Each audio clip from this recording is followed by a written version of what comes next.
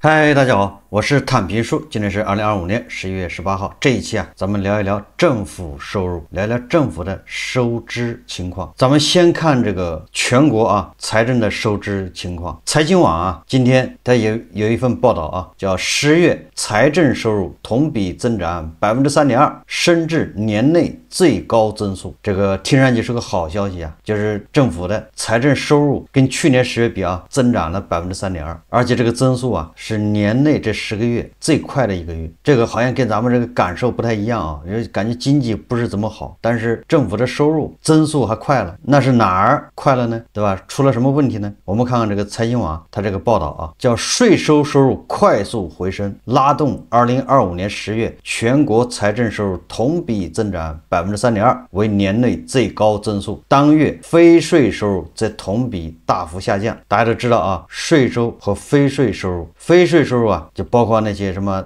政府的罚款，这个各种各样的罚款还有行政事业性收费。当然实际上里面大头是什么呢？大头是地方政府，对吧？卖地或者叫出租出售资产。我们看看它这税收为什么会增长？由于前期税收增长低迷，前10月累计财政收入仍然仅微增0.8%。实际上1月到10月你就要记住了，政府的收入其实没有增长。财政部11月17日发布的数据显示，2025年10月全国狭义口径财政收入及一般公共预算收入同比增长3.2%，连续4个月保持增长，升至年内最高速度。其中10月税收收入同比增长8.6%，增速与上月持平。非税收入同比大幅下降33%，降幅较上月扩大21.6个百分点，已连降半年。这个非税收入总体上下降实际上反映的就是卖无可卖，就没什么东西好卖了，或者就好卖的已经卖掉了，你只能这么理解那税收为什么增长了8.6%呢？我们看看这个财经网说，各主体税种在2025年10月均保持较快增长，高于财政收入总体增速。哪些呢？你比如说企业所得税、国内增值税、国内消费税同比分别增长7.3%、7.2%和4.5%，与同期进口趋弱一致。10月进口环节增值税和消费税同比增长3.1%，就是咱们10月份进口弱了一些，所以这关于进口的这些税呢也增长就慢了，低于财政和税收总体增速。单月关税增速回落至9.7%。那好，这个主体税种里面哪个税涨得最快呢？听完之后你就不寒而栗。10月个人所得税在主体税种中增速最高达27.3%，前10月累计个税收入完成1.34万亿元，同比增长11.5%。你要记住了1月到10月咱们整个的财政收入是没有增长，但是这10个月个人所得税增长11.5%，能不能说还是牛马扛起了这一切？个人所得税吗？谁交个人所得税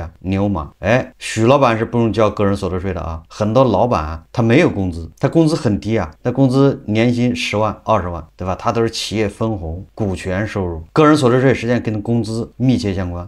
家头老师，对吧？这大家都知道了吧？千方百计的不想交个人所得税，同比增长11.5%，明显快于税收总体增速。这个财经网也说了他说个税预扣缴方式决定了年内个税收入通常呈现前低后高的态势，但今年个税收入表现有所区别，2月和10月增长尤其快，增速超过20%。10月份个人所得税增速是27%财经网这一点说的不对他说这个个税是前低后高，咱们这个不是环比咱是同比那你去年不也是前低后高吗？对吧？这比的是同比增长27%。这个财经网他认为可能反映春节错位和征管收紧的影响。春节错位，对吧？那个先不考虑了，每次都是过年过节导致的这个数据同比环比不大准。如果要这样的话，那就干脆那个年节就别过了呗，取消算了，对吧？免得这个过年过节成为一个借口。主要是征管收紧，这个拿脚趾头想都能想得明白。据财新此前报道，2025年5、6月收到各地税务局提示申报境外收入，纳税人较往年明显增多。11月上旬，北京、福建、广东、厦门、深圳和四川税务局集中通报了6起境外收入补税案件。也就是说啊，我们今年这个1到10月份财政收入没有下降，还增长了0.8，可以说牛马很骄傲、很自豪的说，还是牛马扛起了这一切啊！就像有的网友说的啊，只好苦一苦牛马呀。我们接着看这个财经网怎么说的啊？他说，小税种中，10月车辆购置税同比下降16.8%，继续受到退坡前的新能源车辆购置税减免政策影响。照这个趋势下去啊，这新能源汽车也到头了啊！你再这么整的话，你以后卖的全是新能源汽车，那你购置税减免，那购置税就没了，这块收入也没了。所以当下啊，恐怕未来很快就要购置税就要恢复了，新能源汽车对吧，也得老老实实交购置税，跟油车一样。当然了，这些都是小税种。什么叫小税种呢？就是它的总额不大，影响呢没有那么明显啊，对整个财政收入啊。比如说印花税，股市活跃带动10月证券交易印花税增长17.5%，这叫小税种啊。然后土地与房地产相关税种中，反映楼市交易的契税，2025年10月同比下降15%，降幅较上月扩大6.5个百分点，2024年3月以来持续下降啊。从税收就可以看出啊，这个楼市好还是不好。契税啊，您房屋买卖不交契税吗？10月份契税下降15%。当然你也可以说啊，这个契税啊，它那个税率降低了，有很多地方政府啊，它不是契税返还吗？返你一半等等啊。但是你想这同比啊，对吧？过去也返还呢，所以从这个契税10月份下降15%，这足以说明这个楼市啊非常低迷。当月土地增值税降幅扩大17%，你看这个一样啊，这就反映的是土地成交啊卖地情况。10月份土地也卖不掉，从2024年10月起持续下降啊。城镇土地使用税由增转降，同比微降0.3%，对经营性房产征收的房产税以及耕地占用税保持增长，同比分别增长7.2%和36%。这是什么意思啊？就是该征你的税那还是增长了，这个经营性房产征收的税，还有啊耕地占用税增长36%。财政收入改善的同时，支出端却出现罕见的失速。2025年10月，全国一般公共预算支出同比下降9.8%，为2024年9月以来首次单月下降。据财新计算，前10月财政支出累计22.58万亿元，完成年初支出预算的76%，这一支出进度为近5年最低，也明显低于疫情前2019年的81%。分支出科目看，前10月支出最快的是社会保障和就业支出，这就是保民生啊，保运转了，这就是三保，同比增速9.3%。农林水和城乡社区支出则同比下降11.7%和7.3%。在以税收为主的一般公共预算之外，以土地出让金为主的政府性基金预算也是地方另一重要财源。财新根据财政部数据计算，2025年10月土地出让收入同比下滑27%。这10月份这个土地就根本就卖不动，同比啊，去年10月份也卖的少啊，在去年基础上再下滑27%。在此前4个月有所改善后，降幅再度扩大至25%以上，受此拖累，前10月累计土地出让收入仅完成2.5万亿元，同比下降7.4%。同期政府性基金收入同比下降2.8%。我记得啊，我这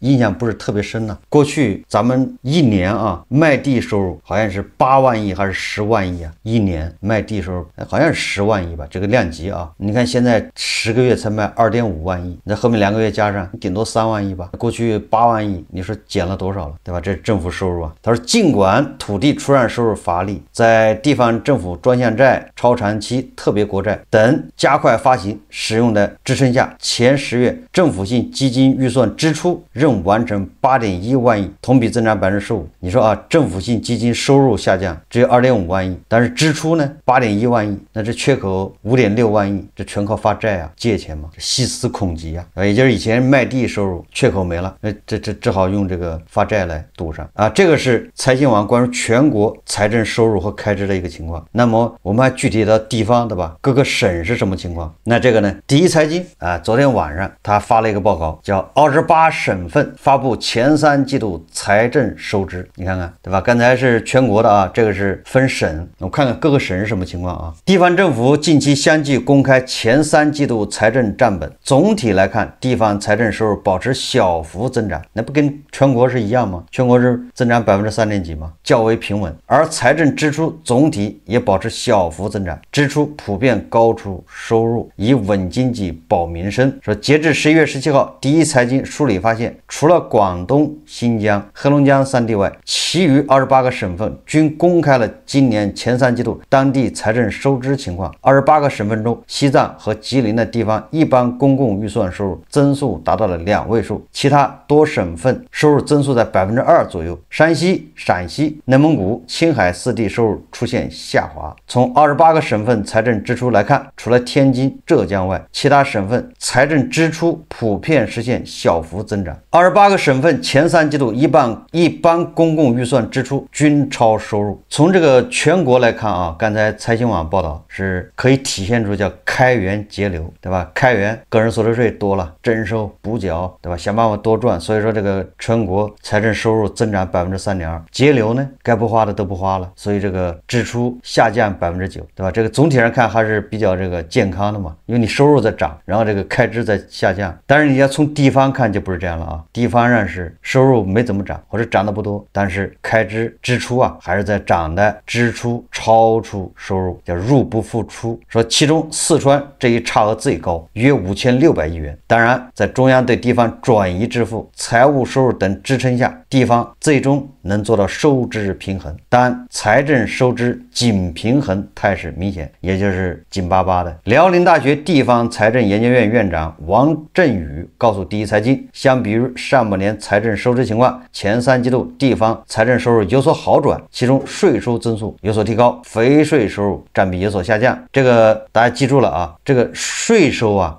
反映的是可持续发展能力，非税收入啊，这个有点像那个一锤子买卖，对吧？卖掉就卖掉了嘛，就是当然这个不是那么准确啊，就是你理解这个意思就行。税收高啊，说明你这个啊，明年说不定还能收这么多，后年还能收的更多，这是也反映的是经济发展。非税收入高呢，难以为继，对吧？你家里财产卖掉了就卖掉了，你总不能源源不断卖吧？当然了，你可以把那个泥巴啊变成黄金，把你这个低空经济，对吧？这个授权卖出去，凭空啊制造一个财富资源来卖，有的地方政府已经到这地步了，对吧？所以说税收高，这个乍一看啊，那还是好事，但是税收高在牛马身上，这个问题又出来了。如果你是消费税，对吧？增值税再增加，那是好事，但是个人所得税增加，那只能说牛马的负担重了。家头老师本来不用交税的，现在也得补交了，对吧？还得罚3倍。前3季度地方一般公共预算支出增速高于收入增速，凸显中央财政转移支付强度较好，保证了重点民生支出以及财政政策更加积极的特征。总体来看，地方财政尚处于缓慢修复期。只是西藏增速最高啊，这个咱就不介绍了，因为西藏它本来就收入低啊，随便哪个地方冒一下，对吧？这增速就高了。根据财政部数据，今年前3季度全国地方一般公共预算本级收入是93039亿元，同比增长1.8%。地方一般公共预算支出是177056亿元，同比增长2.4%。财政部国库支付中心副主任唐龙生近期公开表示，今年前3季度地方收入保持平稳，绝大多数地区收入持续增长。31个省、自治区、直辖市中，除受煤炭等部分大宗商品价格下行影响的个别地区外，其他27个地区保持正增长，比同期增加了6个。上述公开前3季度财政收支数据的28个省份中，24个省份地方一般公共预算收入实现增长，其中西藏同比增长14%，吉林同比增长11%，是唯2实现2位数增长的省份。西藏咱就不说了，咱说吉林。说吉林财政厅数据显示，今年前3季度全省一般公共预算收入1000亿元，增长11.4%，其中税收收入544亿元，同比增长3.8%，非税收入455亿元，同比增长22%。这个吉林啊，作为唯2的保持2位数财政收入增长的，它增长在哪儿，对吧？它增长的不是在税这块，是在非税收入，那也是卖什么东西卖多了，对吧？一下卖狠了。说去年相对较高基数下，吉林今年以来财政收入仍能实现2位数增长，主要得益于当地市县加强国有3资管理，加大资产资源统筹力度，使得国有资源资产有偿使用收入大幅增加60%啊，从而推动非税收入大增，带动了当地收入实现较快增长。不过，由于去年当地盘活存量资产资源实现非税收入较快增长，基数较高，今年以来这一增速呈现逐步放缓趋势。比如9月份，吉林非税收入出现2位数下滑，就是下降19%。也就是说啊，卖资源、卖资产这个玩意波动比较大，这个月卖猛了，对吧？卖过了，这个收入就涨得快；下个月没卖掉，它就降了，对吧？不仅不增长，还要下降。这个月对吧，泥巴变成金子了，卖掉2个水库了，下个月没卖掉，就会出现这样的波动。前述28个省份中，山西、陕西、内蒙古、青海前3季度这个收入出现不同程度下滑，其中山西、陕西、内蒙古这类能源大省收入下滑，与煤炭等大宗商品价格下滑直接相关，带动相关税收等下滑。这些都是资源大省啊。比如陕西省财政厅数据显示，今年前3季度当地4大税种增值税、企业所得税、自然税、个税均出现下滑。你全国的个人所得税是增长了20%多，怎么陕西个人所得税还下滑？这很有意思啊。说其中与煤炭价格直接挂钩的资源税同比下降13.4%。陕西省10个地市中，煤炭资源富集区榆林市降幅最大，17.5%啊，下降啊。这个个税有个特点啊，就是个税交多了，不代表韭菜富了，也可能是对吧？征管力度加大了，明白什么意思吗？如果个税少了，那只有一种情况，那就是韭菜穷了，对吧？也就是个税征得多，不代表韭菜富了，但是个税少了，那绝对是韭菜穷了。个税交得多，有可能是罚款罚出来的，对吧？你比如说家头老师，没1罚3，补1罚3，对吧？你不能说家头老师收入高了，他收入没高啊，但是要个税少了，那绝对是你穷了，对吧？你收入低了啊，就这个事情比较简单啊。那陕西就是这样的啊，这个人所得税还下滑，那陕西的牛马就日子更难过一点。今年多数省份财政收入保持小幅增长，比如除了第一财政大省广东尚未披露数据外，收入规模位居前4的省份江苏、浙江、上海、山东收入增速均在1%到2%之间小幅增长啊。这个第一财经说啊，今年地方财政收入低速增长，一方面是经济总体稳定增长，为这些地方财政收入平稳增长奠定了基础，但另一方面，房地产市场低迷，部分企业经营困难，工业生产者出产价格指数低迷，减税降费也影响了收入增长。当然，各个行业税收增长有明显差异。他举例子了啊，福建省财政厅数据，今年前3季度当地税收收入同比增长0.4%。从行业来看，前3季度房地产税收308亿元，同比下降11%；信息传输软件和信息技术服务业104亿元，同比下降11%；批发零售494亿元，下降1.2%；建筑业206亿元，下降1.7%；制造业、金融业、租赁和商业服务等税收有不同程度增长。说政府层级越往下，财政收入增长速度差也更大。福建省财政厅数据显示，前3季度福建省82个县中，福鼎市地方一般公共预算收入增速最高，达到了46%，这主要是当地新能源产业链相关税收增长带动所致。而南安市这一收入同比下降15%，也就是说越到下面越到基层，对吧？这个波动就大。为什么呢？这其实刚才已经说过了啊，就是随便你也招商来一个大企业，那一下对吧，你这个收入就涨了几倍。同样的啊，另外一个地方一个企业搬走了，那它就降了很多啊，所以这个波动就会更大一点，这很正常啊。从财政收入质量来看，由于今年税收增速总体略高于非税收入，地方财政收入整体质量略有好转。这个刚才说过了，税收啊往往代表着可持续，非税呢，对吧，就代表着一锤子买卖，宰卖爷田了，对吧？比如北京市财政局数据显示，当地受资本市场活跃、金融企业投资收益增长带动，以及信息和科技服务业利润增长带动的影响，前3季度全市税收收入同比增长5.5%，高于全国平均增速0.7%。北京税收收入占当地一般公共预算收入比重85.9%，收入质量保持全国最优，就意味着啊，北京的可持续发展能力更强。那北京不靠卖地，